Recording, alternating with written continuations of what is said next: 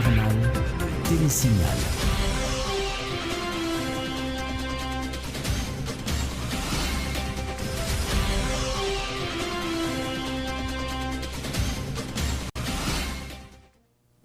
Bien le bonsoir à tous, merci de suivre ce journal. Tout d'abord, les principaux titres à la une. Le Premier ministre Enex Jean-Charles a répondu ce mardi à la convocation des députés sur la formation de la commission de vérification électorale, non mentionnée dans sa politique générale.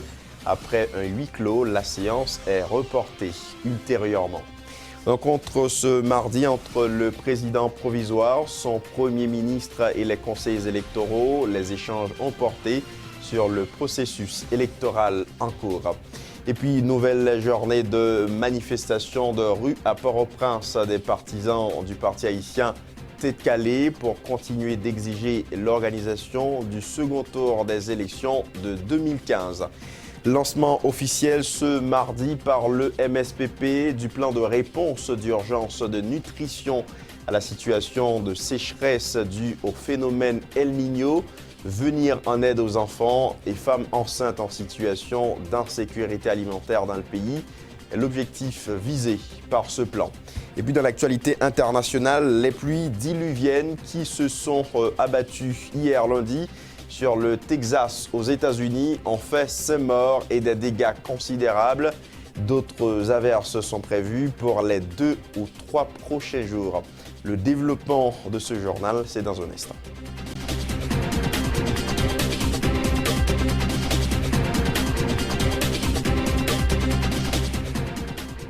Ministère Santé Publique a fait population connaît qu'il y a un virus qui peut être Zika qui arrive dans le pays d'Haïti. Même gens li rive dans quelques pays de l'Amérique latine et Caraïbes. C'est Maïngouin qui baille virus Zika. C'est peut-être ça. Le ministère a demandé tout le monde pour détruire toute madlo côté Maïngouin kakalé. Et puis, prend précaution pour Maïngouin pas piquer.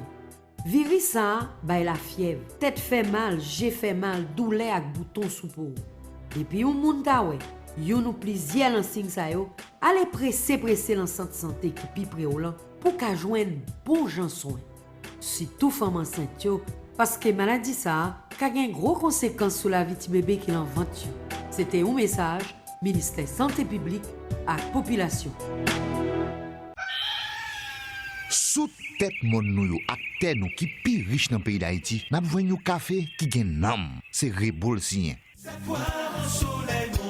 Sorti dans Grand Danse pour arriver dans Grand Nord, passer par plateau central, atterrir dans montagne Belancio, à toute l'autre zone qui produit café dans le pays, nous mettons bons outils, bonnes structures et surtout connaissance et confiance dans l'idée pour nous joindre plus bons résultats. C'est depuis notre cueillir grain café, passer dans le traitement, que nous mettons bons gens contrôle pour nous joindre plus bonne qualité. Nous servons avec appareils modernes, dans sécher, séparer et puis trier café.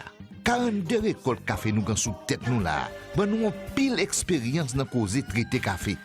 Volonté pour nous ba ou pi bon service chaque jour pi plus exiger nous servir avec matériel sophistiqué qui respecte normes et principes avec différents mélanges nous yo.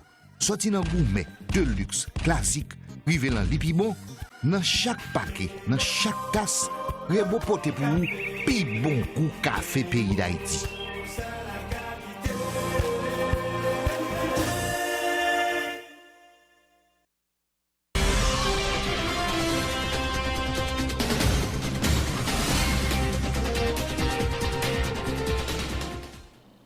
Voici rapidement le développement du journal. Le Premier ministre Enex Jean-Charles a répondu ce mardi à la convocation des députés question de s'expliquer sur la formation de la commission de vérification électorale. Le chef de la primature a déclaré au cours de cette séance de convocation n'avoir rien à voir avec la mise sur pied de cette commission, ajoutant qu'il s'agit d'une prérogative du président de la République. Il a réaffirmé sa volonté de respecter ses engagements pris par devant les parlementaires lors de l'énoncé de sa déclaration de politique générale. Un extrait au micro de Pierre-Luc Revanche et Yvan Seyid. Côté moins poco totalement bien imbu de tout tenant et aboutissant de la question, compte tenu du fait que moins disposé pour faire ça, mais à ce jour, Et c'est un travail qui a fait que moi beaucoup personnellement penché sous touche que moi t'as gagné pour porter là-dedans. Mais en même temps mise en place en commission, ça a relevé du pouvoir du président. Président, suivant la loi, il a un pouvoir pour le mettre en place toute question, toute commission qui a une nature pour étudier les questions d'intérêt stratégique au niveau national. Donc la loi, le président de la République là, possibilité pour créer toute commission qui vient pour étudier les questions d'intérêt stratégique. Il faut dire qu'au moment des débats, le député de Port-Salut, Sinal Bertrand, affirme n'avoir aucun problème avec la création de la commission de vérification électorale, mais déclare toutefois craindre que cette dernière ne soit constituée dans l'intention d'écarter des élus. Un avis partagé par le député de Delma, Garibodo, qui en a profité pour exhorter le président et le Premier ministre de redéfinir les termes de référence de la commission en question. Écoutons-les tour à tour au micro de Pierre-Luc Revanche et Yvon Seyit. Si on ose quitter le président de la République, le Premier ministre, le camper en façon député, moi-même, c'est bon député à ma camper. Ça nous clé. Je dis à mon cap supporter là, c'est lui qui parle camper en face de lui. À bon député qui a sorti là, ce n'est pas la commission qui va venir mettre le dehors. Ce sont des qui ont double nationalité, qui te baillent problème dans pièce, oui, l'Assemblée a mettre le dehors. Mais pour nous sorti là, il est clair dans la Constitution, il est clair dans le règlement intérieur, que c'est nous-mêmes. C'est quoi appartenir avec là, c'est lui-même qui va mettre le dehors. Même gens, Palais national doit former commission, même gens tout au niveau du pouvoir législatif, nous prenons toutes les dispositions pour que la Constitution soit respectée. Et droit nous comme députés, ce n'est pas battre bravo parce que une commission qui composait des partis de l'opposition, de l'ancienne opposition, je veux dire, qui est au pouvoir, qui va mettre des candidats dehors à tous les niveaux, droit nous, c'est pour nous faire respecter. L'objectif nous, je veux dire, rôle nous, je veux dire, c'est pour nous faire respecter les droits civils et politiques de tout citoyen qui a dit de voter au candidat dans un processus transparent, dans un processus électoral en d'un pays. Il faut dire qu'après un huis clos de plus de 30 minutes, les députés ont décidé de reporter la séance à une date ultérieure. Entre-temps, une rencontre est prévue ce mardi soir, même entre les présidents des 3 blocs constitués au niveau de la Chambre basse et le président provisoire Hussein Privert sur la création de la commission de vérification électorale.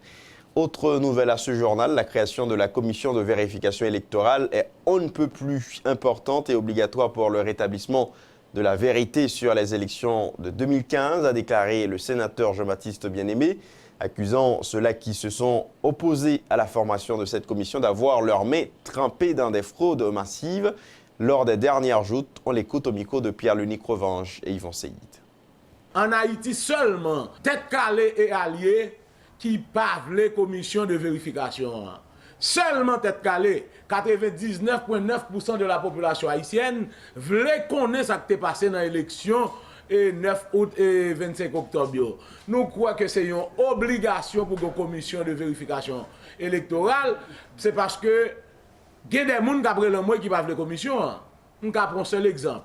C'est un coup, une fille qui fait une petite ensemble avec un garçon. Garçon ça et je dis il demande fille pour faire test ADN, fille pas veut faire ADN. Il y a un doute. Et doute ça, li plané, c'est seul monde tête calé qui pas veut vérification faite parce que yo kon ça été fait dans l'élection, yo te gen contrôle élection de dans tout niveau, yo fait toute qualité malversation dans processus là. Jodi peuple haïtien réclamer vérification. Il n'y aura pas d'élection dans le cadre de l'accord du 5 février 2016, a déclaré Clarence Renoir, ex-candidat à la présidence sous la bannière de l'Union nationale pour l'intégration, pour l'intégrité et la réconciliation UNIR. Il estime que les conditions propices à l'organisation des scrutins ne sont pas réunies. Il appelle donc tous les secteurs de la vie nationale au dialogue en vue d'une alternative à la crise politique. Clarence Renoir répondait aux questions de Michel Alexis et Faisait Mathieu. On constate que tout le monde est capable de faire, je dis à là, pas de climat, pas d'atmosphère, pas de mesures, pas de décision et pas de rien qui montre une organisation pour mener nous vers l'élection le 14 mai. Son certitude que 14 mai, pas de élection. Autrement, son élection qui va le faire là dans des conditions qui sont inacceptables pour quel que soit le monde qui va participer là-dedans. Mais au-delà de justement de question élection, c'est quelle est la suite par rapport à l'accord du 5 février, 5-6 février. Personne ne sait. Maintenant, le président provisoire est en place. Il avait signé un accord pour 90 jours, 120 jours. Est-ce que c'est accord ça qui est encore de mise? Ou bien est-ce que doit y avoir un nouvel accord? Moi-même, je pensais que c'est l'ensemble des acteurs politiques, mais pas seulement politiques, des acteurs sociaux, économiques, et qui doivent jouer une façon plus chita au parler pour connaître quelle est la suite à donner à ceci. Parce que nous, déjà dans la crise politique, menace qui vient sous tête nous là, c'est entrer dans plus de crise toujours. Et que non-respect à quoi la capable de provoquer. Mais les gens ne se rendent pas compte que le pays a son pays qui a fini, qui a détruit, qui a crasé, parce que nous ne pouvons pas avancer.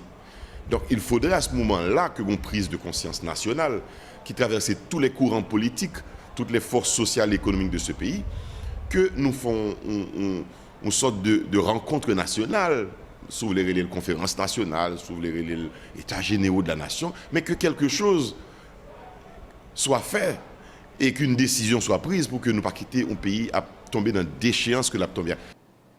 Une fois de plus, les partisans du parti haïtien à tête calée ont gagné les rues de la capitale ce mardi, toujours dans l'objectif d'exiger du Conseil électoral provisoire l'organisation du second tour des élections présidentielles, opposant Jovenel Moïse et Jude Célestin. Les manifestants continuent de dénoncer, je cite, le non-respect par le président provisoire de l'accord du 5 février dernier suivi. Bon, c'est toujours le même objectif là.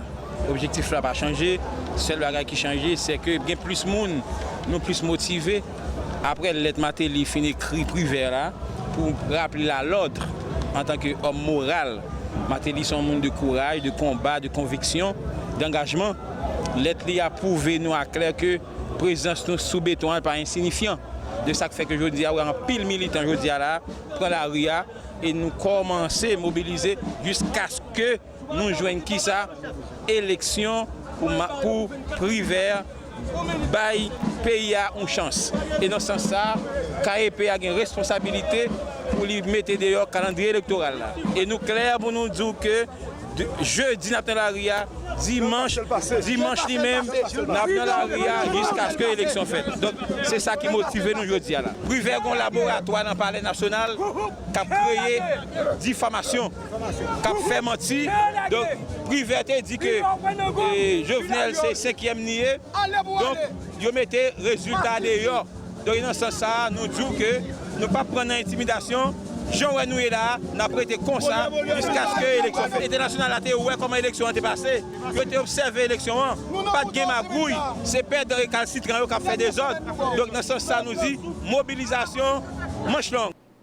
On l'a annoncé en titre, rencontre ce mardi entre le président de la République, le Premier ministre et les conseillers électoraux. Les échanges ont porté sur le processus électoral en cours, notamment la définition d'un calendrier pour le reste des joutes de 2015, également la question de financement de ces élections. La commission d'évaluation et de vérification électorale était également sur le tapis au cours de cette rencontre. Il faut dire qu'il est important que l'accord politique du 5 février dernier soit mis en œuvre afin de permettre à Haïti de retrouver sa stabilité institutionnelle, position exprimée par l'ambassadeur de l'Union européenne en Haïti. Par ailleurs, réagissant sur la mise sur pied de la commission de vérification électorale, Vincent Degère dit souhaiter que cette commission réunisse un large consensus en vue de la poursuite du processus électoral pour la stabilité du pays. On l'écoute au micro de Ronald Desormes et Samus David François.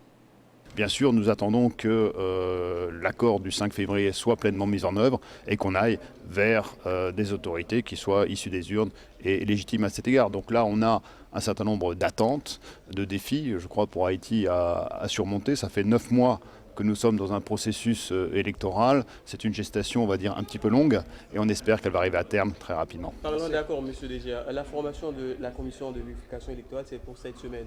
Et comment vous, au niveau de l'UE, vous voyez la venue de cette commission? Écoutez, ce n'est pas une décision qui nous incombe, c'est une décision qui incombe aux autorités haïtiennes.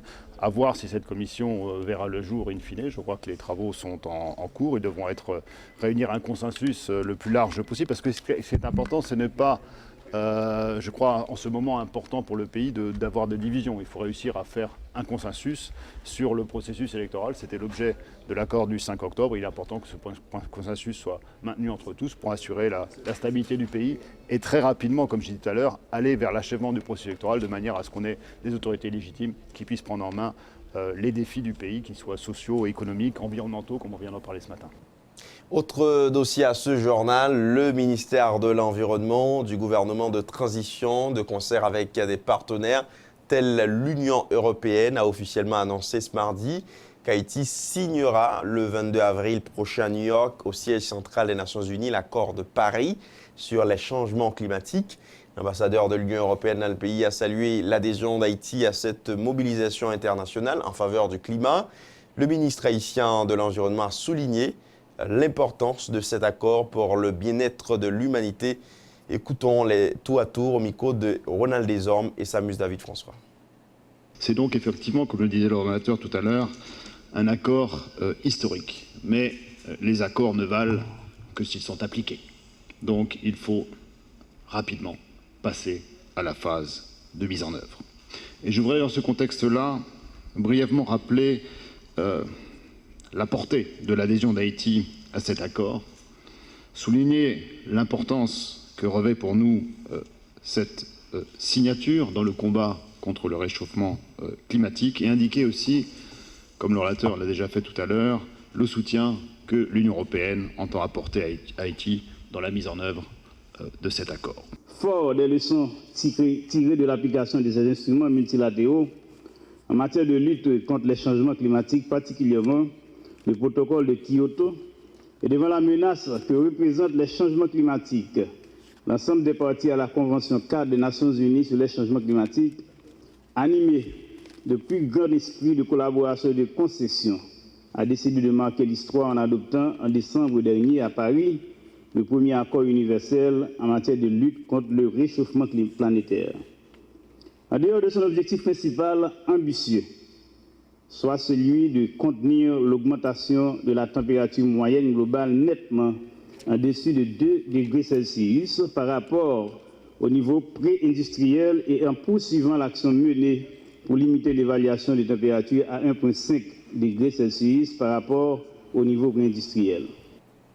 On va encore parler environnement. Une campagne de reforestation caféière est prévue au 22 avril 2016 dans la localité Pagnol, commune de Kinskov, pour marquer la journée mondiale de la Terre à l'initiative de la Fondation Dr Louis Lamotte lors d'une causerie avec la presse. Ce matin, les responsables estiment nécessaire que des actions concrètes soient posées afin de voler au secours de la production du café en voie de disparition dans le pays. Suivez les déclarations de quelques-uns au micro de Johnny Santilus et Rwandi Henry.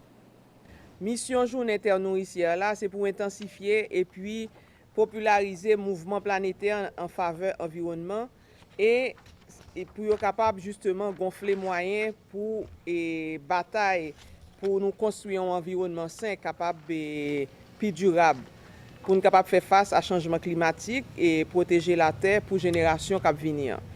Et thème que les Nations Unies retenu année ça, c'est des arbres pour la terre. Mais nous-mêmes, la plateforme Seguin et communauté Pagnol, Winfam, Cisalco, Selecto et avec Apkapkila, et nous choisissons mettre accent sur le café. Nous dit que le thème que nous retenons, c'est mobiliser nous pour nous capables de sauver le café pays d'Haïti.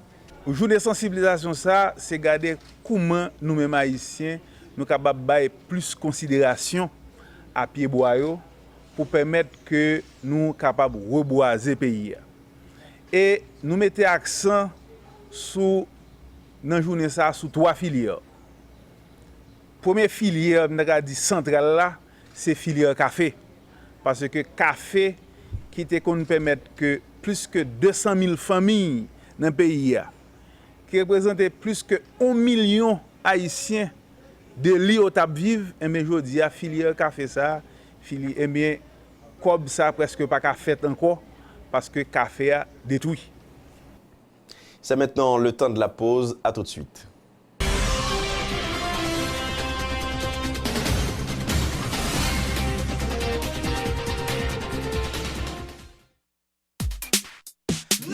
Depuis que je servi avec smartphone Natcom, le travail est devenu plus facile. Je suis capable de faire photo avant ma chantier et puis voyer au ingénieur. Le ça, l'ingénieur a un temps d'instruction et moi-même, je fais bosser corriger dans l'immédiat ça qui est supposé corriger. Téléphone smartphone comme ça, c'est un avantage pour tout le monde qui est famille ou qui vit à l'étranger. Imaginez-vous, je peux parler avec la famille qui est l'autre bord de l'eau sans pas payer un goût. Pour moi, ce qui est plus intéressant avec le smartphone c'est que bien deux signes. Ça veut dire, je vais numéro business ensemble avec numéro personnel sur un seul téléphone. Ça fait beauté puis ce téléphone fini. Avec smartphone non seulement je peux jouer vidéo, upload photos sur Facebook et puis chat avec les amis, mais là, arrive pour me faire devoir, je suis capable de faire recherche facile sur Google. Smartphone juste pas qu'à vivre sans lui. Yon Haïti, yon réseau.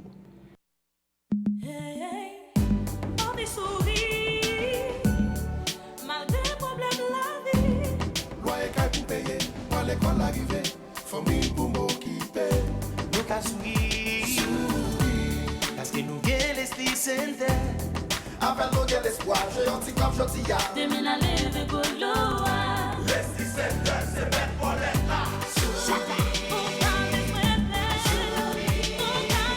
Oh yeah, c'est que t'es passé de tout, l'esprit center, c'est bête pour l'être là. L'homme pense pour l'être. Pense l'esprit center. Pas de tête. L'esprit center, pour ta millionnaire. L'esprit center, l'esprit center, l'esprit center. Pour ta millionnaire. L'esprit center. L'esprit center, l'esprit center, l'esprit center. C'est que t'es passé 50 jours, l'esprit center, c'est mettre bolette là.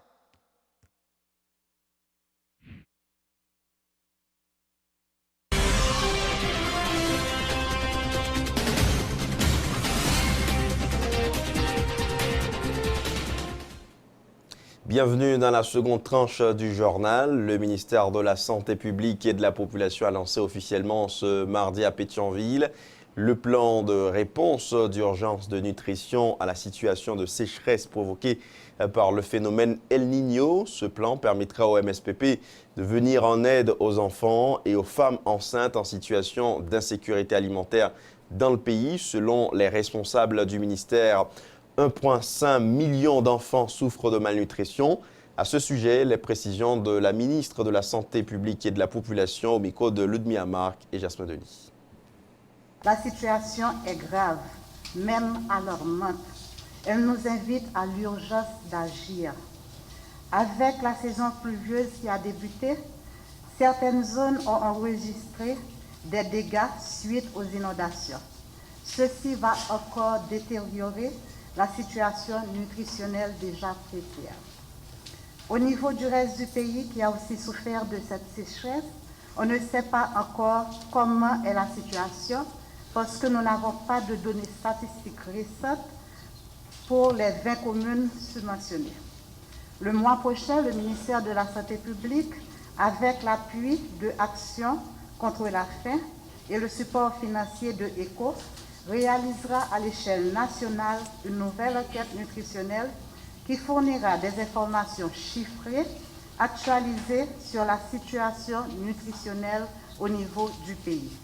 Devant le cycle vicieux de la malnutrition, nous sommes tous conscients qu'il nous faut, dans un premier temps, répondre à l'urgence nutritionnelle actuelle à travers des actions concrètes qui prendront en charge, dans un premier temps, les enfants avec malnutrition aiguë sévère, avec ou non des complications, et également ceux qui souffrent de malnutrition aiguë modérée. Nous devons aussi penser et mettre en place des approches de prévention pour protéger l'état nutritionnel de nos enfants de 6 à 23 mois.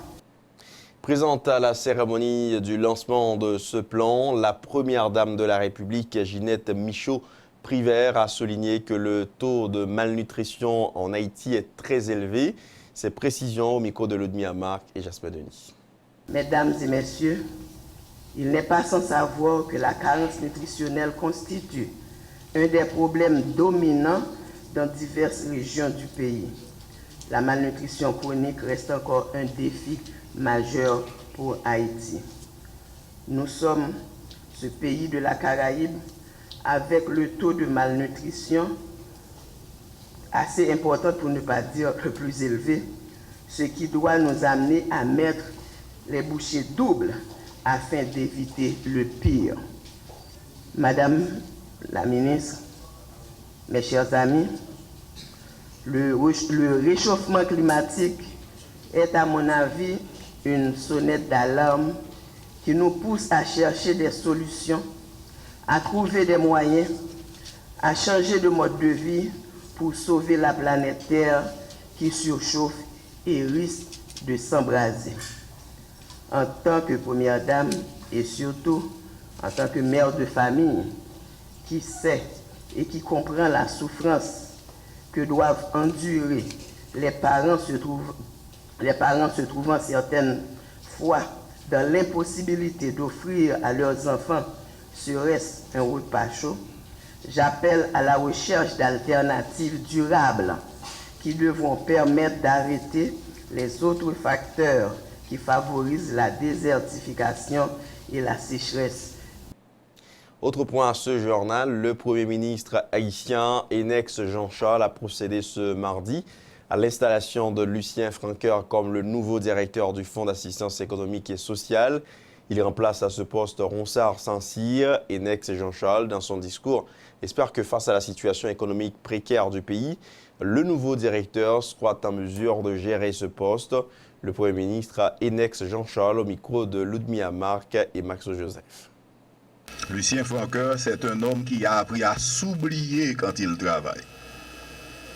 Et c'est cet homme que je connais, c'est cet homme aujourd'hui qui va diriger le Fonds d'assistance économique et sociale, tout en souhaitant du succès continu à mon ami Saint-Cyr qui laisse la tête du FAES aujourd'hui.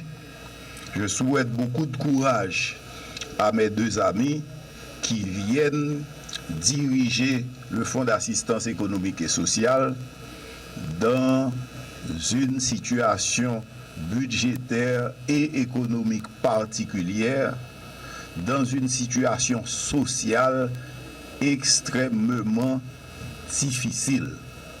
C'est le Fonds d'assistance économique.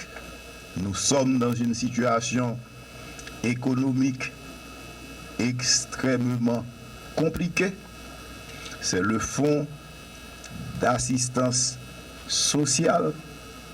Nous avons des problèmes sociaux énormes auxquels il faut faire face.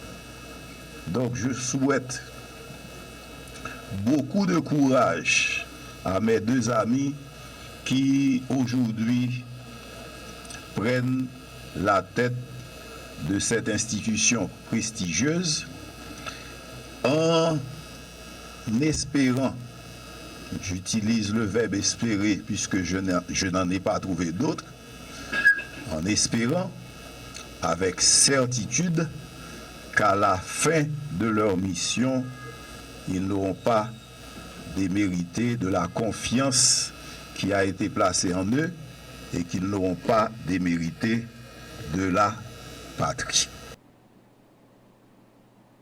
Le nouveau directeur du Fonds d'assistance économique et sociale, Lucien Francoeur, remercie le Premier ministre d'avoir fait choix de lui, tout en rassurant qu'il fera preuve de professionnalisme dans l'accomplissement de sa tâche. Lucien Francoeur. Je reste convaincu de pouvoir assumer cette fonction avec à la fois toutes les rigueurs qu'elle comporte et l'humilité requise. À vous, Monsieur le Premier ministre, qui avez, j'en suis certain, introduit cette recommandation auprès du Président de la République, je vous en suis reconnaissant. Les longues années passées ensemble,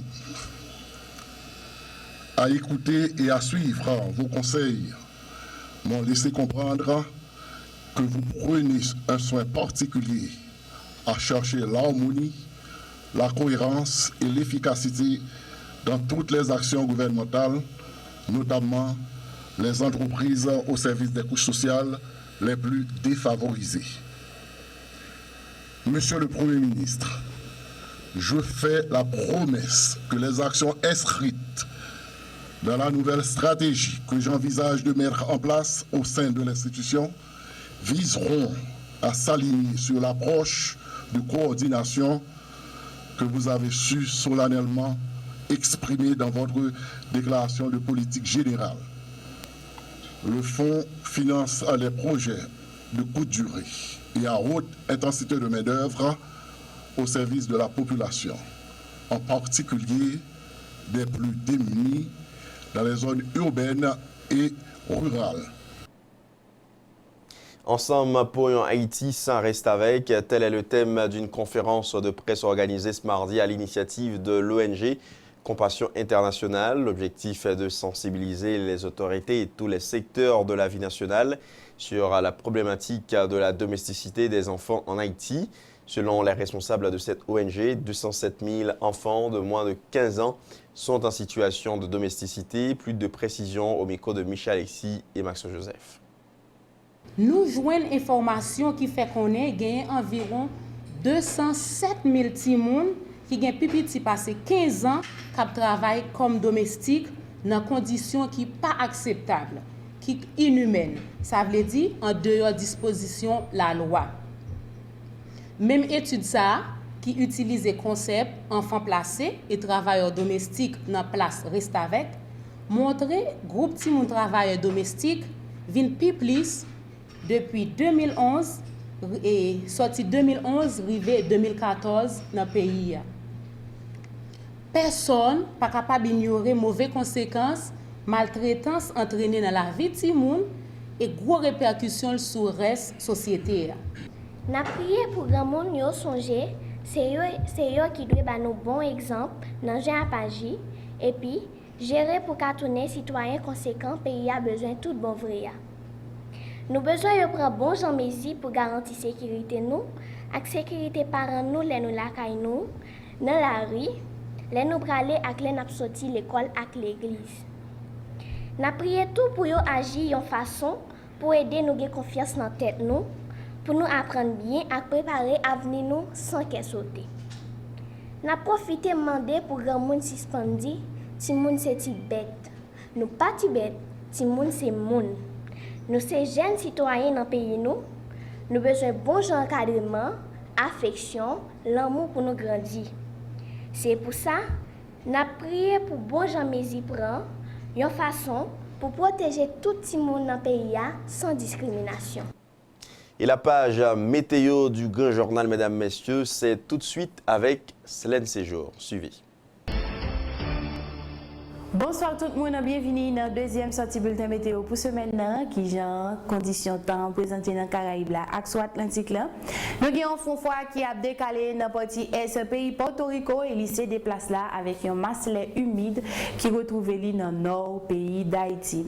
C'est paramètres qui a dominé les conditions météorologie région Caraïbes pour Aswea. Gros la pluie tombée dans le nord pays d'Haïti, il a cause inondation dans plusieurs zones dans le nord pays. Inondation ça fait un paquet de dégâts matériels. Pour le moment, il n'y a pas déclaré aucune victime.